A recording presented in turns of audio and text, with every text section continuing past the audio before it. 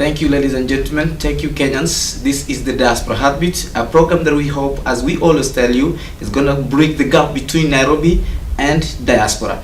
We are working on it. We are making sure that you guys get it to your doorstep. We wish you all the best of luck and keep listening, keep watching us, and we hope that one day you get a big impact out of this program. This is the Diaspora Heartbeat and the Karibu Sana.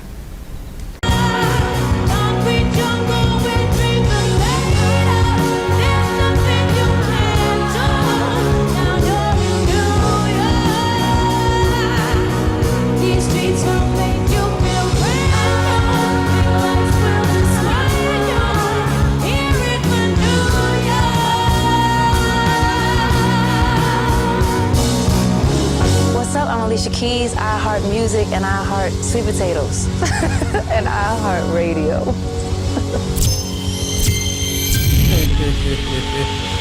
Felix. Thank you so much. It's another week. It's another time. We are back on air. It's the Diaspora Heartbeat. Tonight, we'll be talking about the man in New York. We've been listening to Alicia Keys and the music on the low. She's talking about New York. The Diaspora Heartbeat brings you everything, wherever you are in the United States of America. If you are in the Europe, if you're in the UK, is somewhere else in Germany down there, if you are somewhere in the diaspora, we are here to make sure, you know what, there'll be no sweating. We'll be just taking it easy tonight, and we'll be talking to this man, Mr. Nyandusi Nyachae.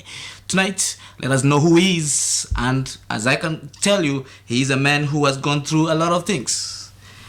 Just a preview of who he is. Mr. Nyandusi Nyachae was also known as Dos in New York. He was born in Kenya, East Africa, and for the last several years of his adult life, he has been living in the United States of America. Although Dos was born in a privileged family, economically, his life was not always one of hope. Dos grew up with a single father who invested a lot into him, both academically and personally. However, Dos seemed to struggle with severe low esteem and low self-confidence, which eventually built up into his adult life. Throughout his high school days, he faced bullying and segregation from his peers. His academic life became a major challenge. Those found it very difficult for many years to live a life of excitement and passion due to his insecurities. However, in 2006, after making a decision to refuse lifelong mediocrity, he found a path and led him to discovering authentic success. While in college at the State University of New York College at Buffalo, Dos developed leadership skills that enable him to serve other students with several student organizations. Dos also had the opportunity to be mentored and work with senior higher education professionals, both on a volunteer and work basis. Dos also invests a lot of his free time into his community in Buffalo, New York, and learned how to serve a diverse group of individuals. While doing all this, he soon realized that his purpose in life was to develop leadership by speaking professionally and teaching others how to live authentic and successful life. Dos has had the privilege to speak, coach, teach various groups of individuals such as elementary, high school, and college students and programs, business owners, church congregations, as well as those in their careers on how to enhance their personal, professional, and spiritual lives. Mr. Dos currently uses his peak performance company, Dos Peak International, as a platform to expand his reach of individuals so that he can continue to plant hope in the masses. Though the medium of speaking, coaching, and training, he is happily married to his wife, Tiffany, and they both still live in the New York Buffalo area, where Dos is not investing his time into anything else but with others through Dos Peaks International. He finds the time to travel, read success-related books, and volunteer with all his community and church. He's also currently a member of the Buffalo Urban League Young Professional Organization executive, widely recognized Young Professional Award ceremonies in Buffalo, New York. Changemakers 30 Under 30, hosted by Capital Change, a non-profit organization serving underserved communities in the area of financial literacy, as one of the 30 most influential individuals under the 30 years old.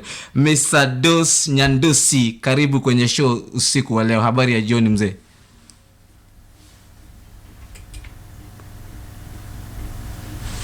your introduction.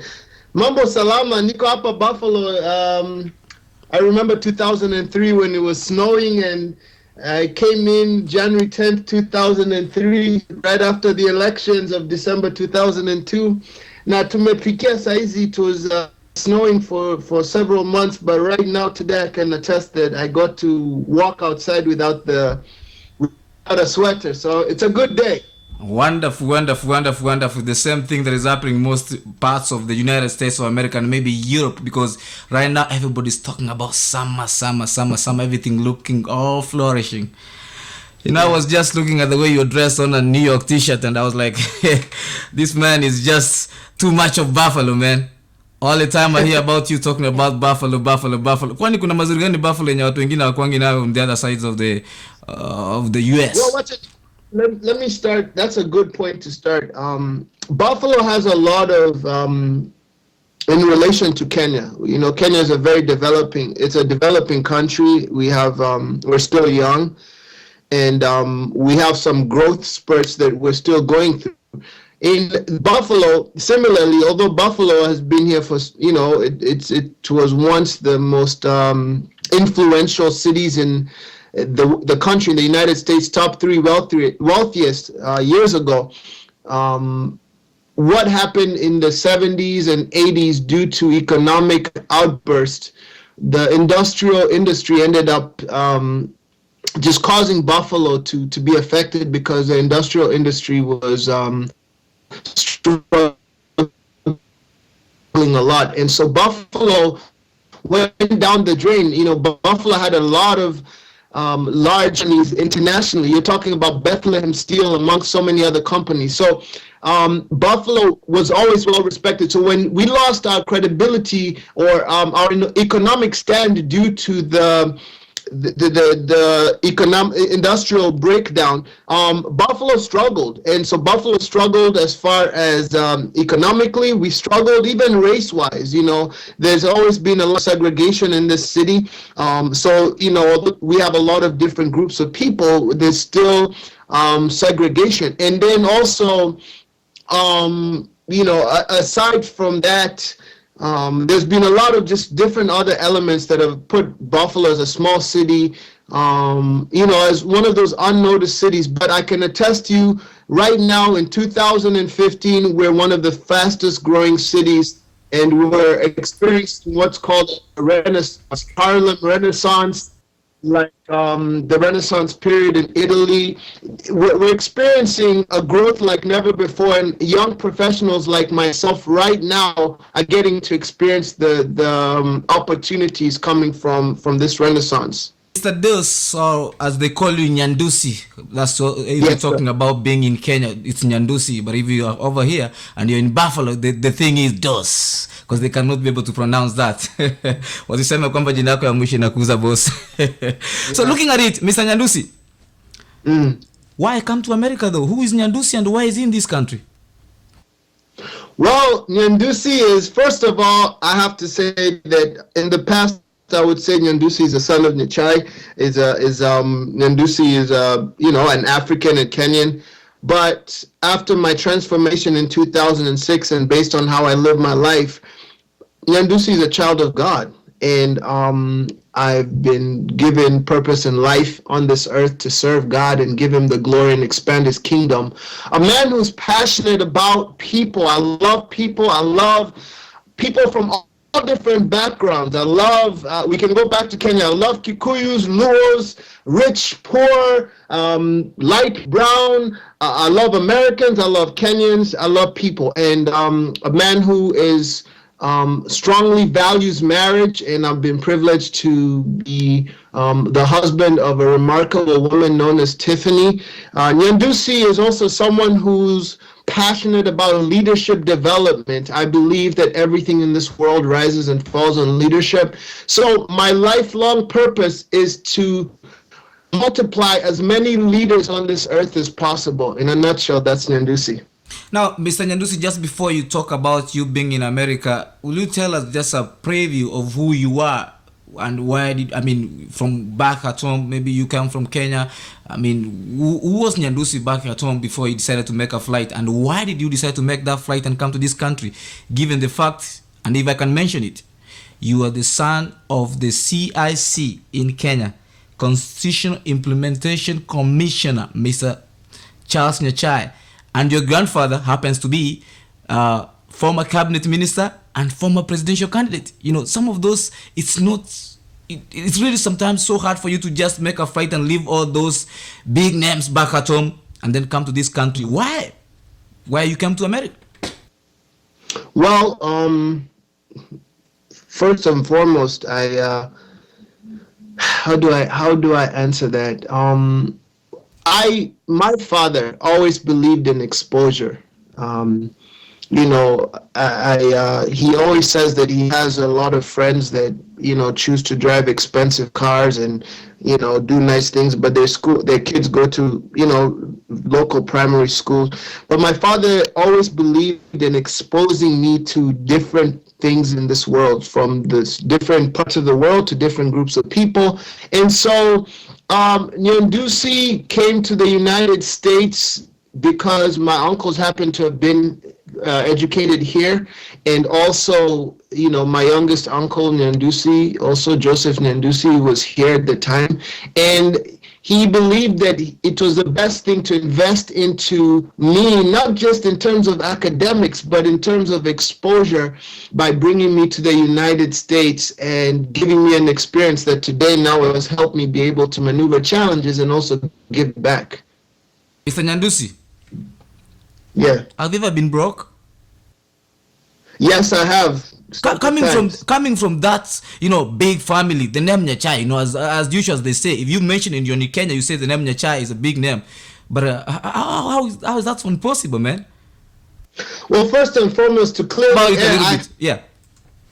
First and foremost, to be clear, I really hope there's a lot of people on this radio call tonight, or if you're watching this, you're going to watch this on YouTube, so that I can clear the air for some people who have this misconception. Sometimes it's not their fault, sometimes it's out of arrogance, sometimes it's ignorance. But how do I explain it? With myself, Nyandusi was raised on principle. Nyandusi was raised on character. One thing about my grandfather that a lot of people don't seem to pay attention to is he was one of the youngest of many children, and so you're talking about 100 children. So he had to develop himself. So my grandfather, and I'm getting to my point. My grandfather also raised his children. He believed in education, but he also believed in character. So one of the things he did once his children had an education was to put them out there to learn for themselves how to develop character. And so my father himself had to work on his own. When he went to the United Kingdom, he had to take care of his own bills. In fact, he was given little amount, and then you figure it out yourself. And once he graduated, he had to go about looking for building his own career. And the same thing with my father. My father believed, and I think every father believes every good father believes in investing in the education of their kids, at least African parents. And so they provided for me educationally, financially, for my education. And when I came here, they provided for me as far as taking care of me. And then after I graduated, they believed, and they had invested enough into me that I would be able to maneuver just life generally, academically, looking for a career also, and just my personal life. Now, having said that, does it mean that I always made wise decisions through that? No. And so I would honestly say I've been broke because of my own poor choices. Nyandusi has gone without a gas in his car. Yes, Nyandusi has used quarters to pay for gas.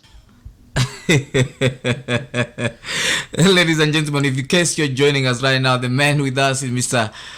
Dos. They call him Nyandusi in Buffalo, New York. He's the man telling us about his life back at home and here in the diaspora. If you don't know, he is the grandson of former powerful cabinet minister Mr. Nyandusi Nyachae, and also a presidential candidate. And currently, he's the son of the CIC chairman, Mr. Charles Nyachae, who is currently doing a wonderful job back at home. So Mr. Nyandusi lives in Buffalo, New York. He's an inspirational guy, motivational speaker. He talks to a lot of guys. He's a coach, as you'll be telling us more about it later on, about all this in this program. Mr. Nyandusi, Yes, sir. your first days in America. First days in America. Yes. You want to know a little bit about it? Yes, I mean, how did you come here? How did you get received around with the people around? How did you maneuver yourself around? Well, I had the privilege when I was in Kenya. I went to British schools, and so there was also American schools in me. So I know a little bit about the American culture. And so the other thing about me, just my personality, I've always been a curious person. I always love to learn things other than what I'm used to. So when I moved to America, my first goal was to try to become, and I'm not saying this was necessary, in fact, it wasn't a positive thing. I wanted to become like what I saw on TV in the hip hop culture, the Tupacs, at the time 50 Cent, G-Unit. So one of the first things I did was I came and tried to adjust how I dress up so that I could fit that hip hop culture. Did you try to dress like a hip hop guy, like all those big T-shirts and trying to bling around in the New York area? Yes. Not only that, I made sure I sagged intentionally. It was on purpose, and I also made sure that also made sure that the way I talked, I would talk like what I saw on TV. Aside from that, the other things that I did was, I adjusted. I learned how to take care of I had my own apartment. I made sure that Did you have some dreadlocks on your head? I did dreadlocks in high school. Not dreadlocks. I plaited my hair in high school, but no, not dreadlocks. So what really changed you thinking about having bling blings? Because the way I'm looking at you right now, you don't have those dreadlocks. I'm not seeing any bling blings with you. I don't see you sagging. Come on, what really changed in between? Well, to answer that question, and we can go further, but the answer is Jesus. But I still wear earrings because man is not defined by his image, but by his character. I've always liked earrings since high school. My dad allowed me. Now, mind you, I didn't do it secretively. I asked him for permission, and my dad allowed me to have my first earring on my left because he believed that he raised me up as a man of values. Now, I made a lot of poor choices, but I had a lot of respect for my father. And so my father, allowed me. So I love earrings. I wear earrings from time to time, and I love wearing that. But what changed me was just I realized that man is not defined. Man is defined by their character, and I never wanted to. When I became a Christian in 2006, born again, and gave my life to Christ. Number one, it wasn't for religion. I don't believe in religion. I believe in relationship with Christ, because religion sometimes is what separates people. Religion boxes people in, and I wanted to be a Christ follower, not a religion follower or denomination follower, but a Jesus follower. I do go to church, but I'm not boxed in by definitions. So anyway, I ended up, I wanted to be like Christ. I wanted to live a life of character like Christ, to give of myself. Jesus said, whatever you've done for the least of these, you've done for me. And so I noticed that the things that I used to do, like before I became a Christian in 2006, in that summer, I was spiritually broke, which means I was confused about my identity. I was physically broke. I had been overweight for the first time in a long time. I've always been an athlete. I was financially broke. When I tell you that I used quarters, I was emotionally broke. I was mentally broke. Mr. Nyandusi, Yeah. During this time that you're becoming broke, without nothing, I mean, you're saying you're using quarters and everything, and you're in the United States of America. Did you try to call home and ask Daddy, can I have some money? And what was the reply back home? Well, yes, and like I told you earlier, my father did help me, but at that time the economy was struggling, and so like anybody, my so father. So your dad was also struggling at that time. the law firm was having, it was going through some spurts of due to the economy. Yeah, and so, I also I was allowed to work on campus, so I also had to be wise and work with my father because I was at that time 22. Mr. Nyandusi, let's have a little bit hold on there. As we come back after break, Mr. Nyandusi is going to tell us more why he decided to be in this country and why he did not stay back home with the parents, because come on, umetoka kwa familia ya watu wakubwa alafu umekuja hapa hivi, maisha namna gani umeacha mahali huko nyumbani alafu bado unatuambia bado tulikuwa broke. He's going to explain us more about that. This man all the way from Buffalo, New York. We go back after break. Thank you for watching and thank you for listening. This is the Diaspora Heartbeat this new week. The deadliest disease of our time. A disease that does not pick favorites, age, or race. This disease has already claimed the lives of more than 23 million men, women, and children worldwide, with an estimated 42 million people throughout the world currently living with this disease. And all current predictions tell us that this is just the beginning. The disease I'm talking about is called AIDS. Next time you decide to have sex, you make sure you protect yourself, or else you could be one of the millions affected with AIDS. Ask yourself, could you? Would you? Sit idly by and watch a child starve to death before your very eyes? Could you? Would you? Push a child into a burning building? Place a pillow over a child's face and listen as they gasp for air. Fight for life. Because that's exactly what you are doing when you decide a life you brought into this world is not your responsibility. This is not rocket science. It's a baby, your baby. Give them a fighting chance at life. Start now. Support your child. Pay child support. Save a life today, the life of your own child's. Your Conscience is being brought to you today by the Office of the Attorney General, Child Support Division.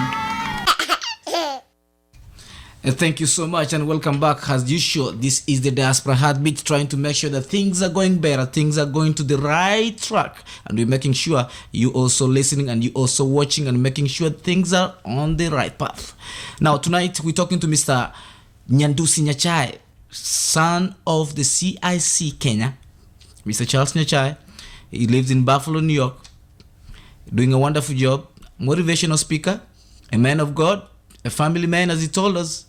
But the big question that we'll ask him tonight, why the US and why not in Kenya? Mr. Nyandusi. Yes, sir. Karibu back, bana. Asante. So the big question is this.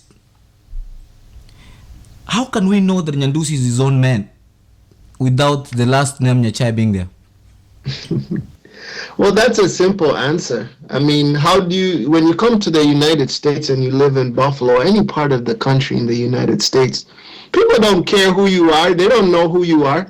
If you say Nyachae, you're who? So, I've had to be successful based on my character. I've had to earn the right to enter certain doors in life here based on character and ability to add value, whether it's in career, whether it's in community. So, and generally in America, people, they don't follow names. They follow what you stand for and what you've done. Oh, wonderful. Another thing is, Mr. Nyandusi, on your first days in the United States of America, if you could turn back the hands of time, what things could you change that you will have regretted, that I shouldn't have done this, I would have done it better than this? Well, I know I'm grateful because of the way things happen, because it's developed me so much to be who I am. But anyway, the first days, one of the things I should have done was, I always had the Spirit of the Lord speak to me, and I should have yielded to that a long time ago. And then I should have sought Christ, and then I should have valued education.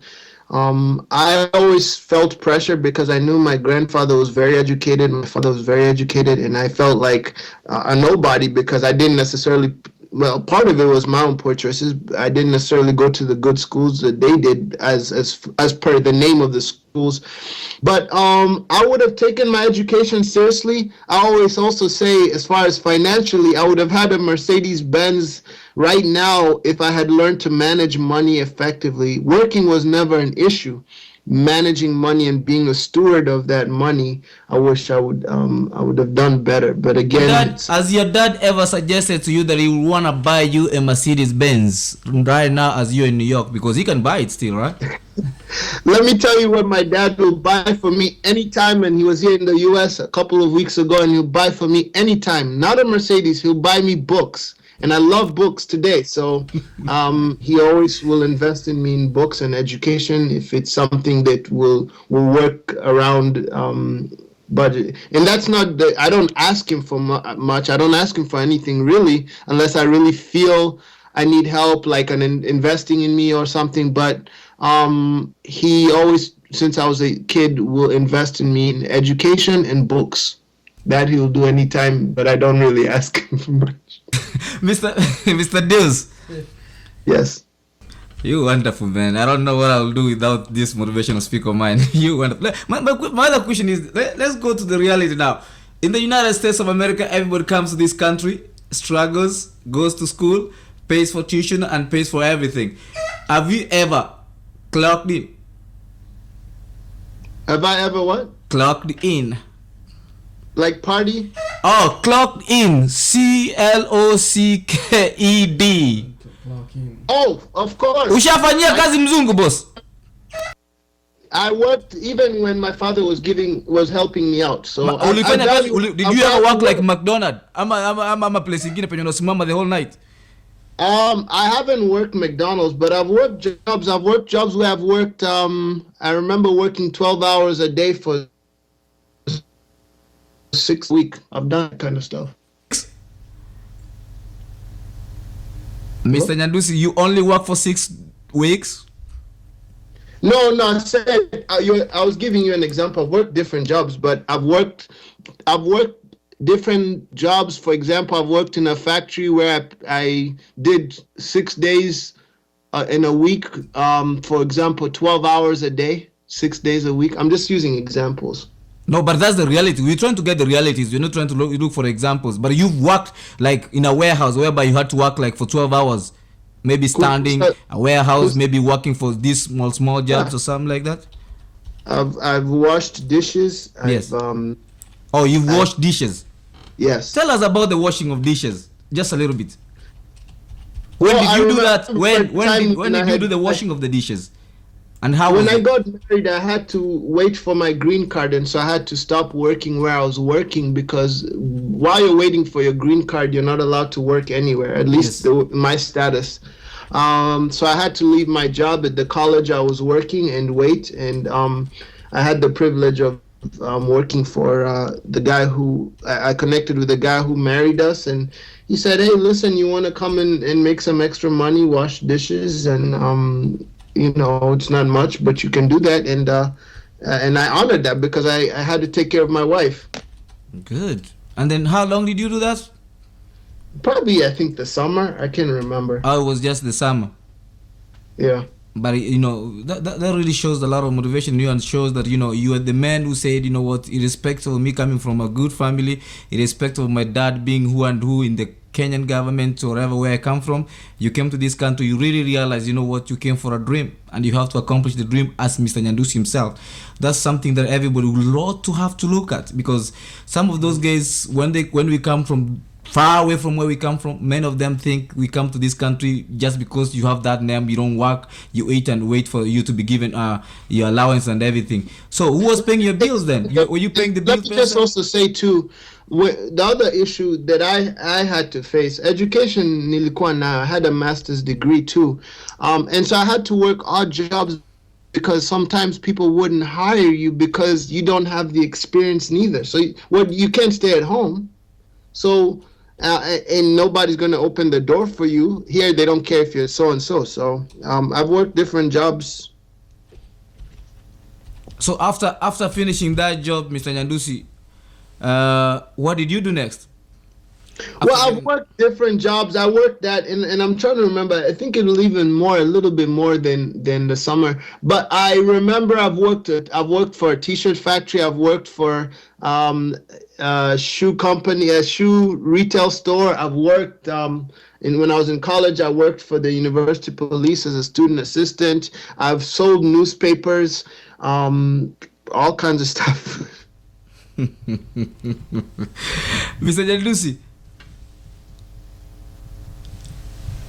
we'll go back a little bit, and Hello? we're gonna talk about what you're doing and how much of inspiration you are to the community of Buffalo, New York. You'll tell us more about how New York is. I mean, what really motivates you to do what you're doing right now, and what is your future into it. But that one is coming after the break. This is the Diaspora Heartbeat. Thank you for watching and thank you for listening. We are here to ask those questions that you guys want to hear.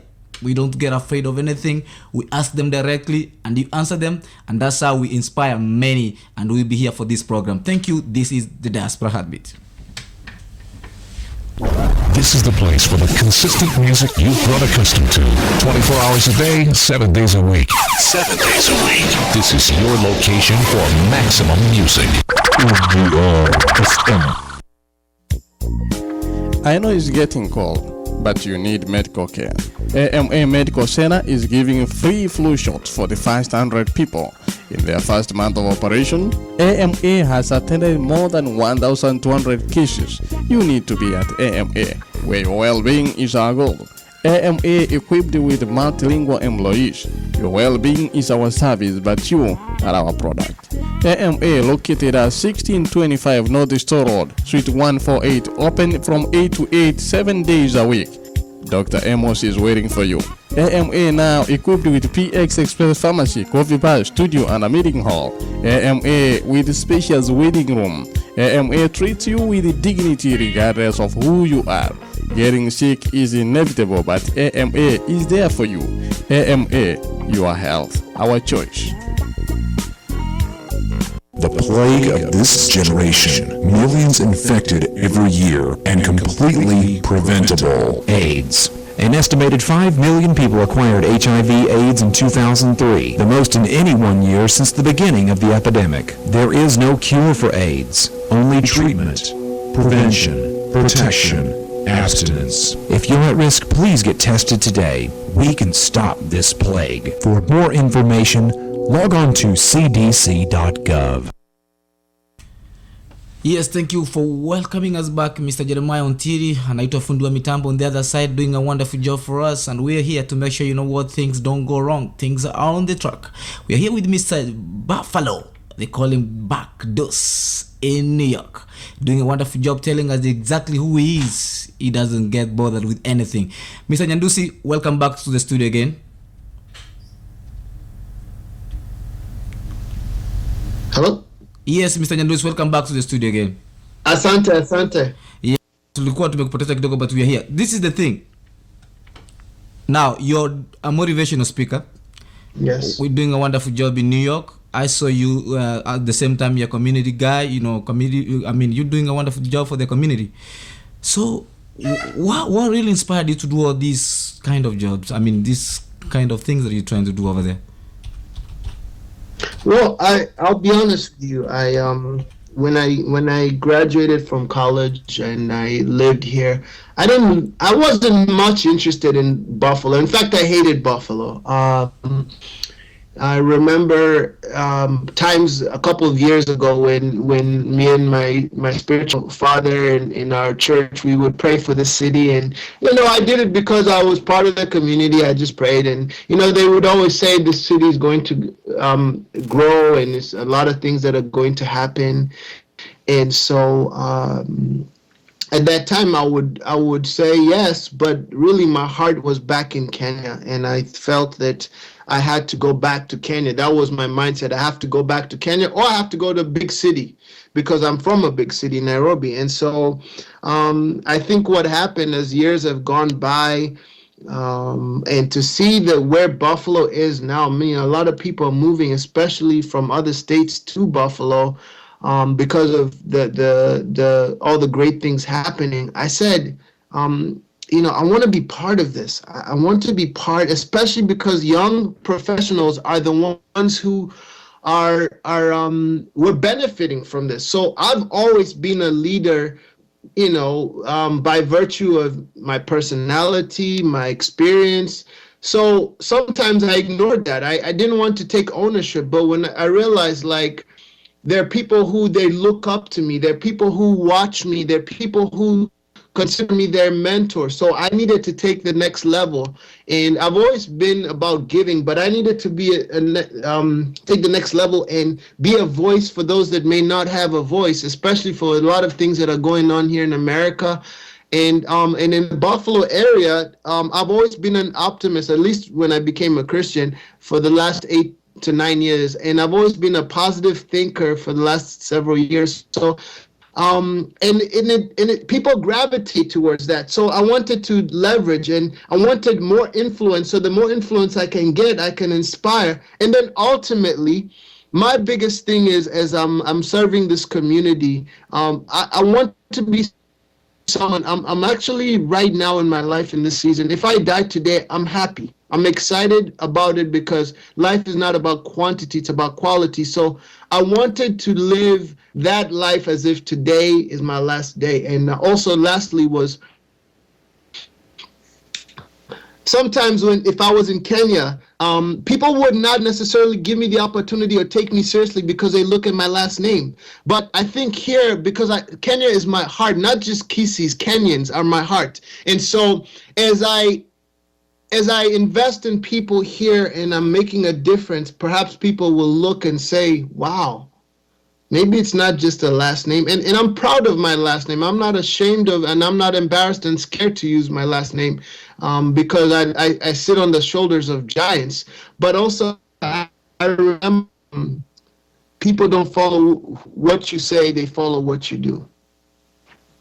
So what exactly do you do? Can you just give us a preview of exactly what you really do? I mean, what's your job in a daily? Yeah. To answer that in a very simple manner, I help people navigate some of their challenges as far as their personal, professional, and spiritual development. There's a lot of people who are unsure about where they are. They lack a sense of identity, and they know that they've got to move to the next level of their life. They want more. And so what I do is I take what's inside of them. Every single human being has what you call purpose. They have those seeds inside of them. So I help them navigate those seeds and start germinating those seeds and letting those seeds grow. And my role is, although I'm a motivational speaker, I cannot motivate you. I inspire what's inside of you and help you find what motivates you. And then as I do that, I help people now. I hold them accountable. I challenge them. I'm a coach. I see their potential and I help them push towards their potential. So I do that through speaking. I do that through being invited. Like last week, I got invited to speak for $500 for 15 to 20 minutes. I went to speak to college students, and that's a keynote. There's workshops. There's a seminar like I'll be having in Dallas on July 11th, where I help people navigate. And then also coaching, I do life coaching. So I sit with you, I see where some challenges you're having personally, professionally, and spiritually. And then I help you create a system or strategies that can help you either get away from where you currently are or take it to the next notch. And I do training, So that's really about what I do. But ultimately, I'm in the leadership manufacturing business, because ultimately from all of that, I feel that my life purpose is to develop individuals who will become leaders, first of all, in themselves, and then inspire their family, ultimately then inspire their community, and then once their community is inspired, they can inspire their country and as a whole, the world. So there's a philosophy behind how I see it. Mr. Nyandusi, when you're talking about, when I've been listening to the kind of job that you do, those are some of those jobs that is so hard for maybe guys who've just come from outside the country, who come from Africa to start doing those kind of jobs. But technically, did you get any assistance from your parents to, start that kind of business? And, maybe the first 2-3 months, what the challenge that you did go through? You didn't have money the first month. Did you have money? What really happened? Because it's not easy to start being a motivational speaker if you have not started from somewhere, if you don't have rent to pay for that month. Because this depends on how many people you're going to speak to. And now another thing that will come up, the way we come from Africa, people look at us like, I think you've done good with your accent. You're doing wonderful because the Americans can easily hear you. But there are those who cannot be able to do it because they tend to think that Americans will not hear them because of their accents. Did you face any of those kind of challenges and then you got yourself into it? Okay, so 2 questions. Number 1 was how did you start financially, all of that, right? And then number 2 was accents, right? Okay, so when I first started in 2010, I can honestly say maybe 3 things my father's helped me: video camera, he helped me go to a training for small business, and I don't know, maybe 1 or 2, but really I started everything from scratch. That's a good thing and a bad thing. The good thing was I didn't really need a lot of money as a speaker. You just asked for opportunities to go and speak. I didn't need much until recently. The last 2 years I've needed to market myself more, so that needs money. But then the challenge was mostly people didn't know who you are.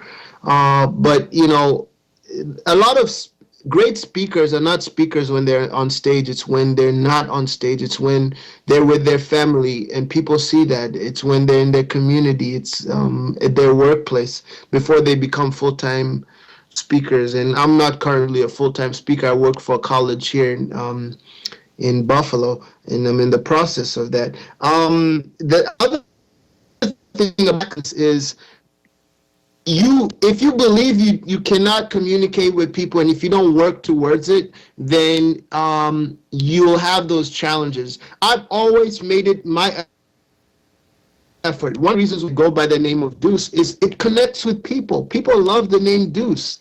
I still love Nyandusi. I love it, and I have many people call me Nyandusi, and I have people call me Deuce because in America it connects with people. I'm a connector. I like to connect with people, and so I also had to work at communicating with people.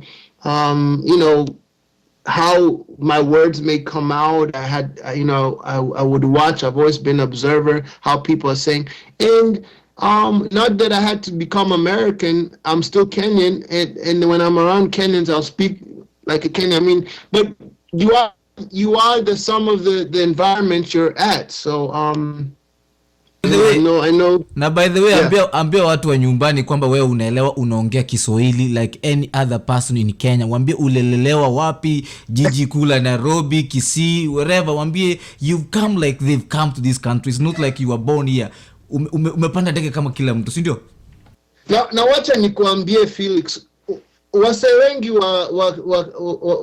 wase wa Kenya wengi hawajui hata kuongea Kiswahili kushinda wa Tanzania. Kwa hivyo mimi niko tu kama Wakenya wengi, najua Kiswahili ile naweza kuongea na watu, na pia sasa nilikuwa Kenya, nililelewa na watu ambao wanaongea Kiswahili kama wafanye kazi. Sasa nilikuwa na nyanya yangu, sasa nilikuwa na watu wengi, na nilifundishwa Kiswahili nikiwa shule kidogo, lakini mimi nimekuwa tangu nilikuwa mdogo, nimekuwa mwanafunzi wa maisha. Napenda kujifunza, hata Kikisi naweza kuongea ukitaka, na mimi nilijifundisha.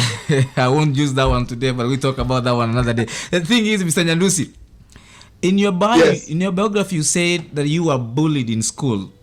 Yes. I know that could be an emotional topic to talk about, but just a little bit about it, what really happened. And since you put it in the biography, it could be of importance that people want to know about that. You know, son of a senior politician, son of a big cabinet minister, son of a presidential candidate being bullied in school. You know, that sound weird. Na ungewaambia kwamba wewe babako ni mkubwa huko hivi, yeye ni Nyachae bana, cabinet minister, powerful cabinet, finance, chief secretary kwa miaka zile zingine, mtu kubwa. Why couldn't you do that? Tell those kids in school, don't bully me because I'll call my dad. I'll call my grandfather because your grandfather was really well known, well connected. It was the next guy akapiga simu hivi moja anashika immediately. Why?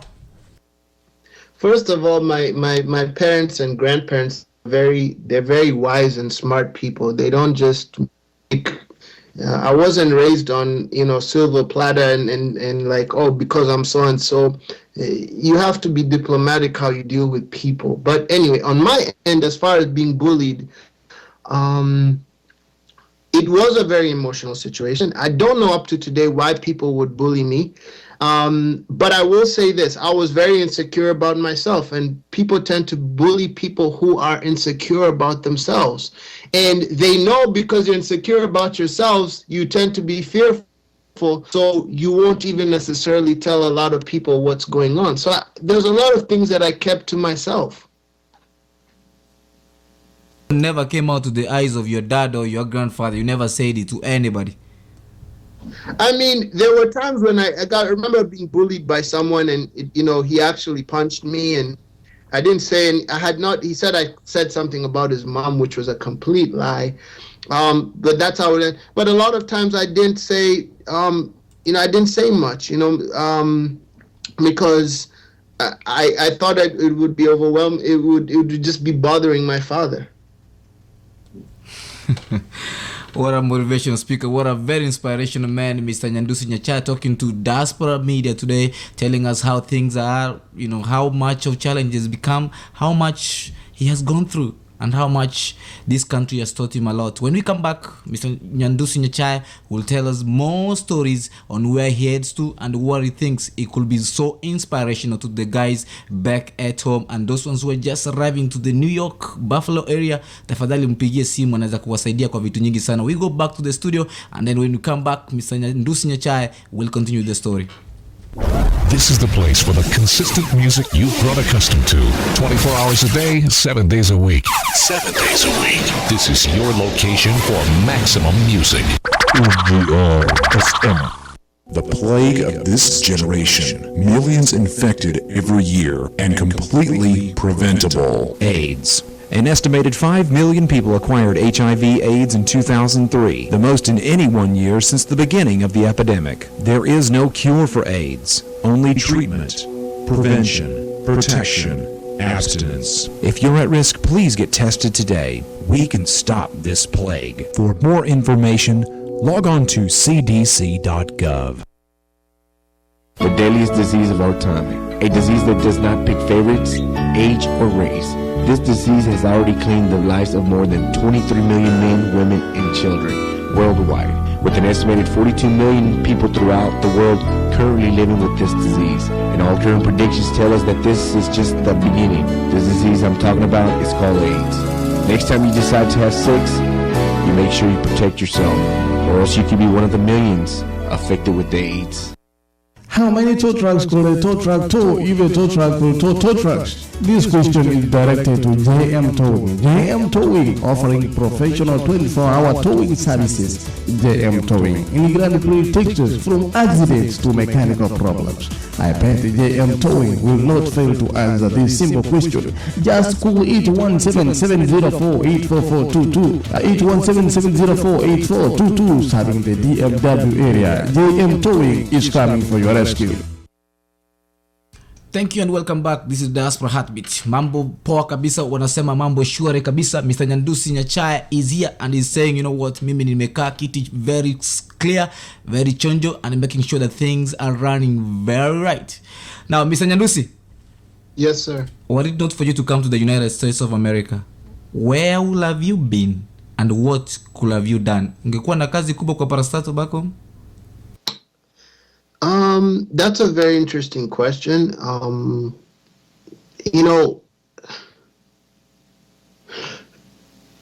If I was given that opportunity, I would, and I'll tell you why.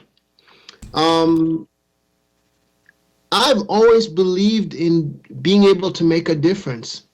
And I've always believed that the more opportunity I can make a difference, then um, then that would be great for the glory of God. Any opportunity. Now, would it necessarily be parastatal or in the government? No, and I don't think you have to be a politician to make a difference.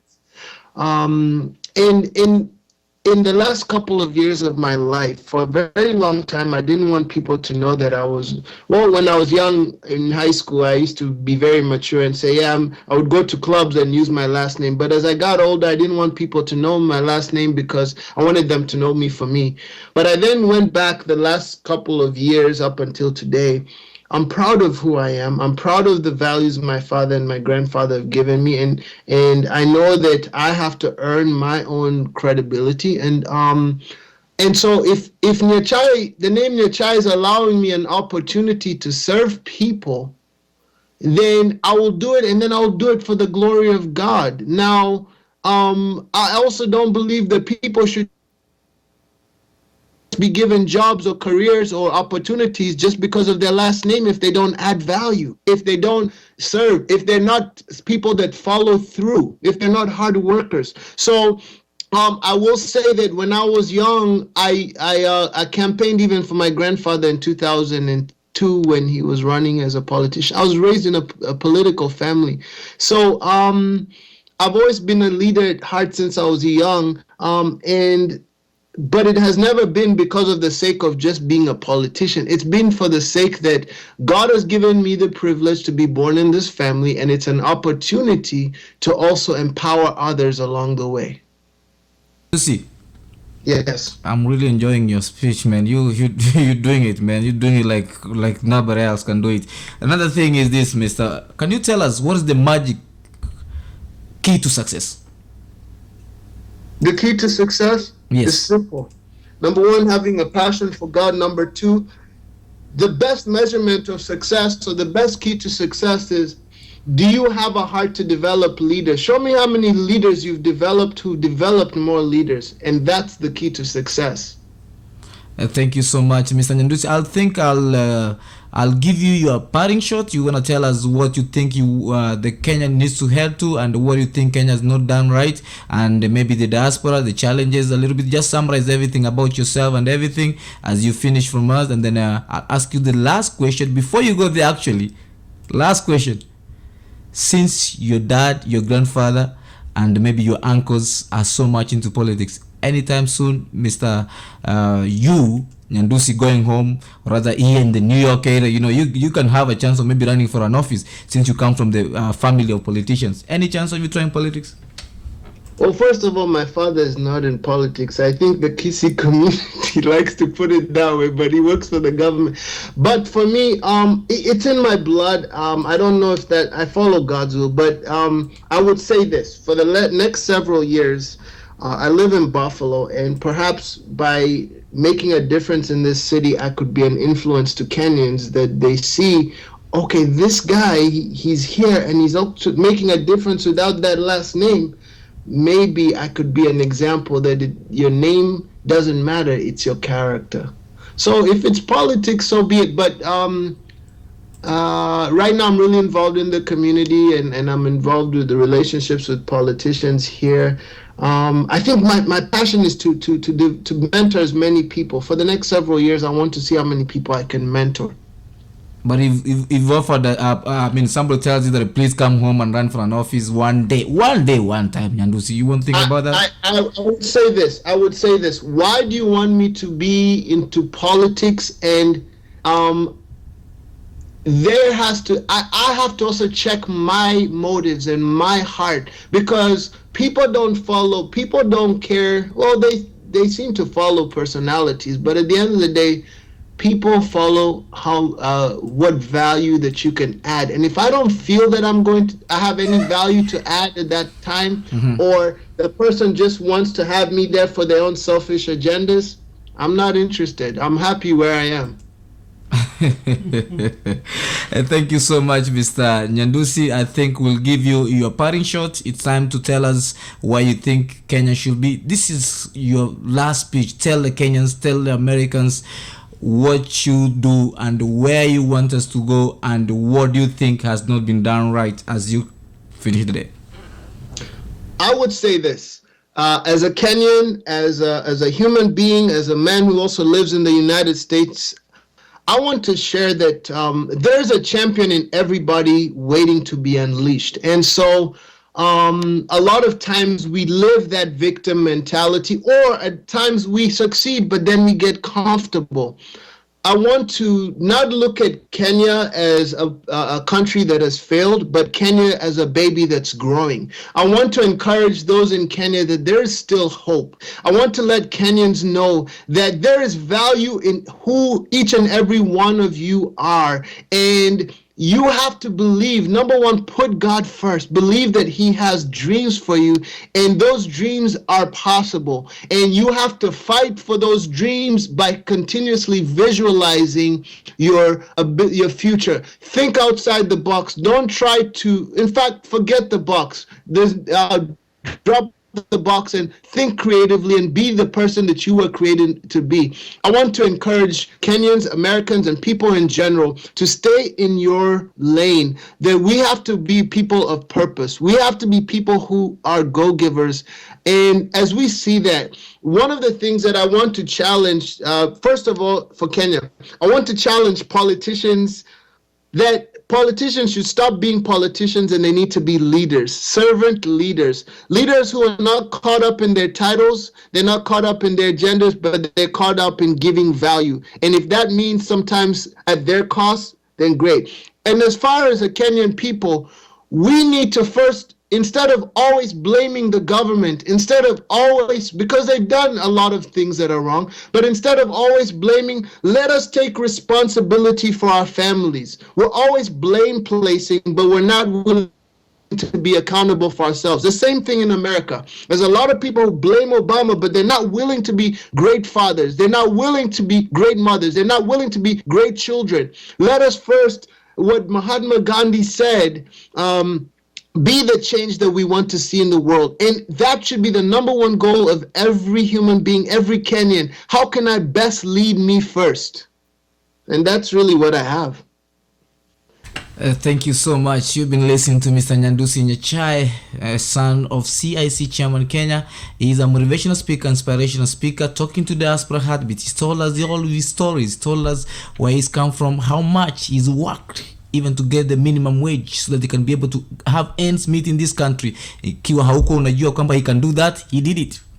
Aliosha vyombo, sufuria aliosha, and everything, and so that he could be able to care for his family. What an inspirational man. What a man of God. I can't say much. I'm going to come back all the way to our listeners and the viewers who've been trying to listen to reach us. And remember, if you're trying to talk to us, F Nyangate, unaeka hapo kwa Twitter, and then you talk to us, you tell us what you think about today's program, what you think about Mr. Nyandusi Nyachae. It is one of the best ones that we really encourage that you guys keep on listening, keep on watching, keep on being with us. And this is a Diaspora Heartbeat.